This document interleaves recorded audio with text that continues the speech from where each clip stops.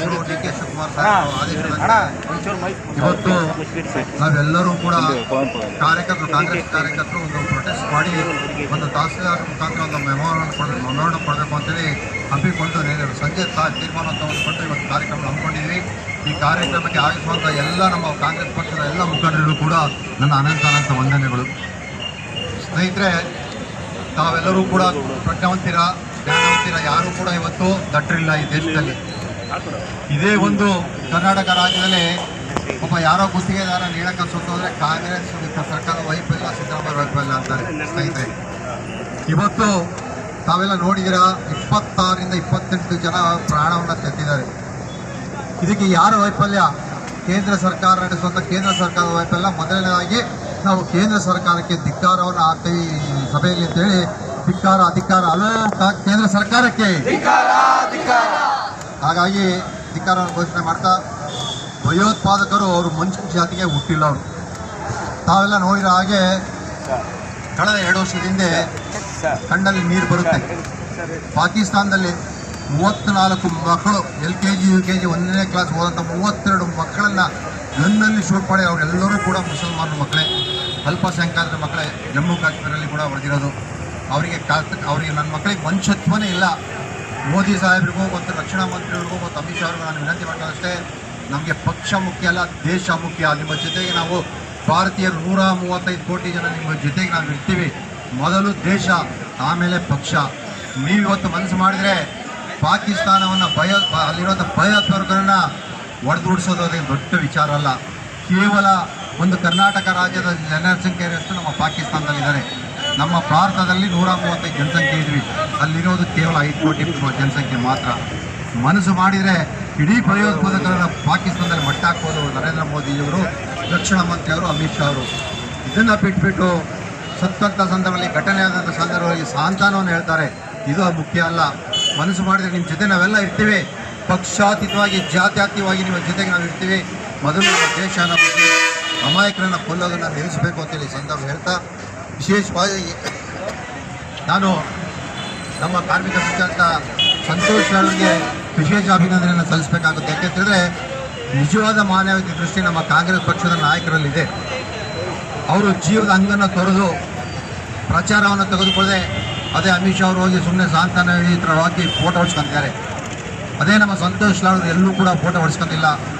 ಎಷ್ಟು ಜನ 26 ಜನ ಮೃತ ಹೊಂದಿದಾರೋ ಅವರೆಲ್ಲ ಕುಟುಂಬದವರಿಗೂ ಸಾಂತ್ವನ ಹೇಳಿ ಧೈರ್ಯವನ್ನು ತುಂಬಿ ಅಲ್ಲಿನ ಬಾಡಿನ ಶಿಫ್ಟ್ ಮಾಡೋಕ್ಕೆ ಸಹಾಯ ಮಾಡಿದರೆ ಇದು ನಿಜವಾದ ಮಾನವ ತತ್ವ. ಕಾಂಗ್ರೆಸ್ ಪಕ್ಷದ ಸಿದ್ಧಾಂತ ಸ್ವಾಮಿ ಇದು ತತ್ವ. ಅಮಿತ್ ಶಾ ಅವರು ಸಾವಿರಾರು ರಕ್ಷಣೆಯನ್ನು ತಗೊಂಡೋಗ್ಬೋದು, ಸಂತೋಷಗಳು ಯಾರ ರಕ್ಷಣೆಯನ್ನು ಕೂಡ ತಗೊಂಡೋಗಿಲ್ಲ. ಕೇವಲ ಅವರ ನಮ್ಮ ರಾಜ್ಯ ಸರ್ಕಾರದ ಒಂದು ಅಧಿಕಾರಿಗಳು, ಅಲ್ಲಿದ್ದಂಥ ಪೊಲೀಸರು. ಅಮಿತ್ ಶಾ ಮೋದಿ ಅವರಿಗೆ ಸಾವಿರಾರು ಜನ ರಕ್ಷಕರು, ಮಿಲಿಟ್ರಿ, ಅರೆ ಮಿಲಿಟ್ರಿ, ಪೊಲೀಸು ಎಲ್ಲರೂ ಕೂಡ ಇವತ್ತು ಅವ್ರ ಜೊತೆ ರಕ್ಷಣೆಗೆ ಹೋಗಿದ್ದಾರೆ. ಶಾಂತಿ ನೆಮ್ಮದಿಯನ್ನ ಕೊಡಲಿ. ಅದರ ಜೊತೆಗೆ ಏನು ಕಾಂಗ್ರೆಸ್ ಪಕ್ಷವನ್ನ ಕೆಲವು ಮಾಧ್ಯಮದವರು, ಕೆಲವು ಪಕ್ಷದವರು ಬಿಂಬಿಸಿದ ವಿಚಾರವನ್ನ ಖಂಡಿಸಿ, ಯಾಕೆಂದ್ರೆ ಕಾಂಗ್ರೆಸ್ ಅಂದ್ರೆ ನಾವು ಉಗ್ರಗಾಮಿಗಳಿಗೆ ಏನು ಸಾಥನ್ನ ಕೊಡ್ತೇವೆ ಅಂತಕ್ಕಂಥದ್ದಲ್ಲ, ನಾವು ಕೂಡ ಉಗ್ರರನ್ನ ಖಂಡಿಸ್ತೇವೆ. ದೇಶವನ್ನ ಪ್ರೀತಿಸುವುದರಲ್ಲಿ ಕಾಂಗ್ರೆಸ್ ಪಕ್ಷದವರು ಮೊದಲಿಗರು. ಹಾಗಾಗಿ ನಾವು ಯಾವತ್ತೂ ಕೂಡ ನಮ್ಮ ಮೊದಲು ದೇಶ, ಆ ನಂತರ ಬೇರೆ ಯಾವುದೇ ಆದರೂ ಕೂಡ ಅಂತೇಳಿ ಇವತ್ತೇನು ನಮ್ಮ ಶಾಸಕರ ನೇತೃತ್ವದಲ್ಲಿ ಹಾಗೆ ರಾಜ್ಯಾದ್ಯಂತ ಕಾಂಗ್ರೆಸ್ ಪಕ್ಷದವರು ಇದನ್ನ ತೀವ್ರವಾಗಿ ಖಂಡಿಸಿ, ಏನು ಹಣೆಪಟ್ಟಿಯನ್ನ ನೀವು ನಿಮ್ಮ ರಾಜಕೀಯ ಪಿತೂರಿಗೋಸ್ಕರ ಏನು ಹಣೆಪಟ್ಟಿಯನ್ನ ಹಚ್ಚಿದಿರಿ ಕಾಂಗ್ರೆಸ್ನವರು ಯಾವತ್ತೂ ಕೂಡ ಮೊದಲು ದೇಶ ಕಟ್ಟತಕ್ಕಂಥವ್ರು ಕಾಂಗ್ರೆಸ್ನವರು, ಕೊನೆಯವರೆಗೂ ದೇಶವನ್ನು ಉಳಿಸ್ತಕ್ಕಂಥವ್ರು ಕೂಡ ಕಾಂಗ್ರೆಸ್ನವರೇ. ಏನು ಮಧ್ಯಂತರದಲ್ಲಿ ನೀವು ಬಂದು ಜನಗಳನ್ನ ಅಶಾಂತಿಯನ್ನ ಉಂಟು ಮಾಡಿ ಕೋಮುಗಲಭೆಯನ್ನ ಸೃಷ್ಟಿಸಿ ಇದನ್ನ ರಾಜಕೀಯ ಉದ್ದೇಶವನ್ನ, ಲಾಭವನ್ನ ಪಡ್ಕೊಂಡು ಕೆಲವು ನಿಮ್ಮ ಬಳಕೆಗೆ ಬೇಕಾದಂತ ಮಾಧ್ಯಮಗಳನ್ನ ಬಳಸಿಕೊಂಡು ನೀವೇನು ನಿಮ್ಮ ಅನುಕೂಲಕ್ಕೆ ತಕ್ಕ ರಾಜಕಾರಣವನ್ನ ಮಾಡ್ತಿದ್ದೀರಿ, ಇದನ್ನ ನಾವು ಯಾವತ್ತೂ ಕೂಡ ಬಿಡೋದಿಲ್ಲ.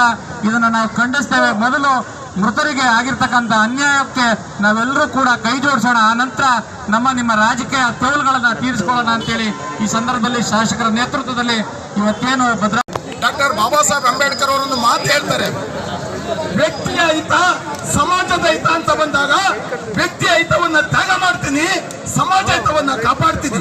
ಅದೇ ರೀತಿ ಸಮಾಜದ ಹಿತ, ದೇಶದ ಹಿತ ಅಂತ ಬಂದಾಗ ಸಮಾಜದ ಹಿತವನ್ನ ತ್ಯಾಗ ಮಾಡ್ತೀನಿ, ದೇಶದ ಅಖಂಡ ಭಾರತ ದೇಶದ ಹಿತವನ್ನು ಕಾಪಾಡ್ತೀನಿ ಅಂತ. ಯಾಕೆ ಮಾತು ಹೇಳ್ತಿದ್ದೀನಿ ಅಂದ್ರೆ ಬಂಧುಗಳೇ, ಕಾಂಗ್ರೆಸ್ ಪಕ್ಷ ಎಲ್ಲಾ ಜಾತಿ ವರ್ಗದವ್ರಿಗೂ ಧರ್ಮದವ್ರಿಗೂ ಸಹಿತ ನ್ಯಾಯ ಕೊಡಿಸ್ತಾ ಇದೆ.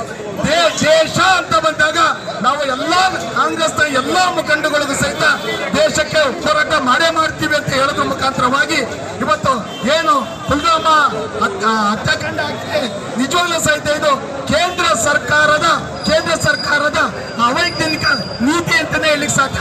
ಯಾಕೆ ಅಂತಂದ್ರೆ ಇವತ್ತು 500 ಜನ 370 ಆರ್ಟಿಕಲ್ ನಂತರದಲ್ಲಿ 500 ಜನ ಸೇರಿರ್ತಕ್ಕಂಥ ಒಂದು ಸಮುದಾಯದಲ್ಲಿ ಒಬ್ಬ ಮಿಲಿಟರಿನೂ ಇಲ್ಲ ಅಂತ ಇವರು ಸಾವನ್ನಪ್ಪಿರ್ತಕ್ಕಂಥ ಅವ್ರು ಹೆಂಡತಿ ಹೇಳ್ತಾರೆ ಅಂದ್ರೆ ನಾವು ಯೋಚನೆ ಮಾಡಬೇಕು. ಇವತ್ತು ಕೇಂದ್ರ ಸರ್ಕಾರ ಗಡಿ ಭಾಗದಲ್ಲಿ ಯಾವ ರೀತಿ ಅವರು ಭದ್ರತೆಯನ್ನ ಮಾಡ್ತಿದ್ದಾರೆ ಅಂತ. ಹಾಗಾಗಿ ನಾನು ಹೇಳ್ತಿರ್ತಕ್ಕಂಥ ಬಂಧುಗಳೇ, ಇವತ್ತು ಕಾಂಗ್ರೆಸ್ ಸರ್ಕಾರ ಯಾವತ್ತಿಗೂ ಸಹಿತ ನಿಮ್ ಜೊತೆಗೆ ಇದೆ. ಇವತ್ತು ನಾವು ನೋಡಿರ್ಬೋದು ಕಾಂಗ್ರೆಸ್ ಸರ್ಕಾರ ತುಂಬಾ ಜನ ಹೇಳ್ತಿದ್ದಾರೆ ಅವರು ಕಾಂಗ್ರೆಸ್ ಸರ್ಕಾರಕ್ಕೆ ಅನೇಕ ರೀತಿಯ ತಪ್ಪು ಸಂದೇಶಗಳನ್ನು ಕೊಡೋದ್ರ ಮುಖಾಂತರವಾಗಿ ಸಾರ್ವಜನಿಕರಿಗೆ ದಿಕ್ಕು ತಪ್ಪಿಸ್ತಾ ಇದ್ದಾರೆ, ಇವರು ಬೇರೆ ವರ್ಗದ ಪರವಾಗಿದ್ದಾರೆ ಅಂತ. ಆದ್ರೆ ಕಾಂಗ್ರೆಸ್ ಯಾವತ್ತಿಗೂ ಸಹಿತ ದೇಶದ ಪರವಾಗಿರ್ತಾರೆ, ದೇಶದ ನಾಗರಿಕರ ಪರವಾಗಿರ್ತಾರೆ ಅಂತ ಹೇಳೋದ್ರ ಮುಖಾಂತರವಾಗಿ ಖಂಡಿಸಿ ನಮ್ಮ ಡಿಸ್ಟಿಕ್ನಾದಂತಹ ಮಂಜುನಾಥ್ ಅವರು ಏನಿವತ್ತು ನಿನ್ನೆ ಹುತಾತ್ಮರಾಗಿದ್ದಾರೆ, ಆ ಒಂದು ವಿಷಯವಾಗಿ ನಾವು ಇವತ್ತು ಸಂತಾಪವನ್ನು ಸೂಚನೆ ಮಾಡ್ತಾ ಇದ್ದೇವೆ. ನಮ್ಮ ಮಹಿಳಾ ಘಟಕ ಇರ್ಬೋದು, ನಮ್ಮ ಕಾಂಗ್ರೆಸ್ ಪಕ್ಷದ ಮುಖಂಡರಿರ್ಬೋದು, ಎಲ್ಲರೂ ಸೇರಿ ಈ ದಿನವನ್ನು ಕರಾಳ ದಿನ ಅಂತೇಳಿ ನಾವು ಹೇಳಕ್ಕೆ ಬಯಸ್ತೇನೆ. ನಂತರ ಈ ಒಂದು ಹತ್ಯೆಯನ್ನು ಈ ಉಗ್ರಗಾಮಿಗಳು ಏನು ಮಾಡಿದ್ದಾರೆ ಇದನ್ನ ಖಂಡಿಸ್ತಾ ಮುಂದಿನ ದಿನಗಳಲ್ಲಿ ಈ ಥರ ಯಾವುದೇ ಆಗಬಾರ್ದು ಅಂತ ಹೇಳಿ. ಆಮೇಲೆ ನಮ್ಮ ಮೋಹನ್ ಅವರ ಒಂದು ಭಾಳ ಮಾತು ತುಂಬ ಚೆನ್ನಾಗಿ ಹೇಳಿದ್ರು.